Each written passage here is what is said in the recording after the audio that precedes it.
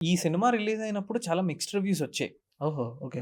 But and actually commercially it got good applause from the audience. Commercially Yes. Pothuraj అదే Virumandi is a very successful film. హ్మ్.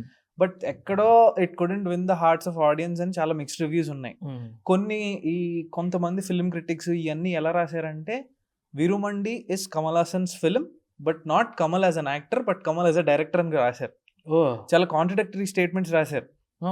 I would say that statement is very Hmm. Definitely a wrong statement. Because ఇందులో సినిమాలో ఒక scene ఉంటుంది. వాళ్ళ బామ్మ చనిపోయిన scene. Correct. ఆ సీన్ చూస్తే మనకు అక్కడ డైరెక్టర్ కమల్ హాసన్ కనిపించరు. కనిపించారు. యాక్టర్ కమల్ హాసనే కనిపిస్తారు ఆ సీన్ లో. అవును. And maybe director Kamal Haasan కూడా కొంచెం కనిపిస్తారు. వాళ్ళిద్దరూ పోటీపడి సీన్ ని ప్రెజెంట్ చేశారు అన్నట్టు అనిపిస్తుంది.